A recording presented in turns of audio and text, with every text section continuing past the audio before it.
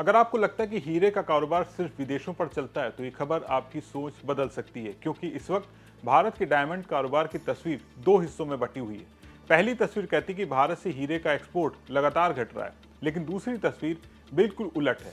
भारत के अंदर diamond jewellery की मांग तेजी से बढ़ रही है, यानी विदेशों में कारोबार कमजोर पड़ रहा है, लेकिन देश के अंदर लोग पहले से ज्यादा हीरे खरीद रहे हैं। अब सवाल है, आखिर ऐसा क्यों हो रहा है?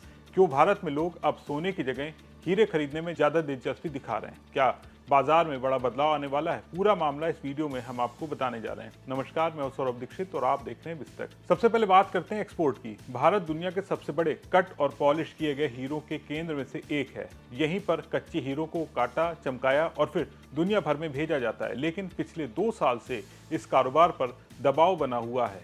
James and jewellery export promotion counselling यानी GJEPC के आंकड़ों के मुताबिक वित्त वर्ष 2024 में भारत ने करीब 1.32 लाख करोड़ रुपए के कट और पॉलिश किए हुए हीरो का निर्यात किया था, लेकिन 2025 में घटकर 1.12 लाख करोड़ रुपए रह गया और 2026 में ये गिरकर करीब 1.07 लाख करोड़ रुपए पर आ गया। हालांकि इसके बावजूद ये भारत के कुल जेम्स एंड ज्वेलरी एक्सपोर्ट का लगभग 44% हिस्सा बना हुआ है। तो अब सवाल है, एक्सपोर्ट क्यों घट रहा है? इसके पीछे कई वजह बताई गई हैं। दुनिया के कई देशों में पहले से जमा हीरो का स्टॉक अभी पूरी तरह से नहीं बिका है। लोग महंगी चीजों पर पहले जितना खर्च नहीं कर रहे हैं।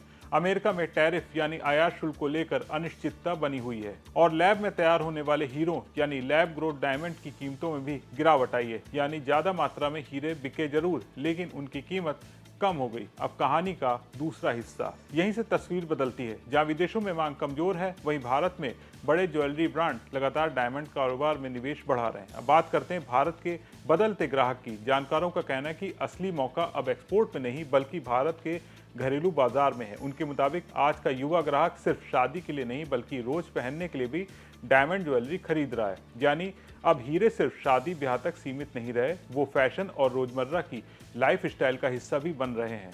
एक और बड़ा बदलाव, पहले डायमंड ज्वेलरी की मांग सिर्फ दिल्ली, मुंबई और बेंगलुरु जैसे बड़े शहरों में थी, लेकिन अब टियर 2 और टियर 3 शहरों में भी डिजाइन डायमंड ज्वेलरी की मांग तेजी से बढ़ रही है। यानी छोटे शहरों के ग्राहक भी अब ब्रांडेड डायमंड ज्वेलरी खरीद रहे हैं। अब सवाल है, क्या लैब ग्रोन डायमंड प्राकृतिक हीरों की जगह ले सकते हैं? तो इसका जवाब है, फिलहाल नहीं।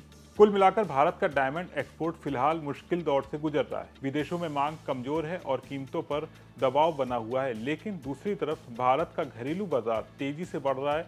युवा ग्राहक, छोटे शहर, हल्की ज्वेलरी, ब्रांडेड प्रोडक्ट और लैब ग्रोन डायमंड, ये सभी मिलकर भारत के डायमंड कारोबार की नई कहानी लिख रहे हैं। यानी विदेशों में हीरों की चमक थोड़ी फीकी जरूर पड़ रही है, लेकिन भारत के बाजार में डायमंड ज्वेलरी की चमक पहले से कहीं ज़्यादा तेज होती हुई दिखाई दे रही है।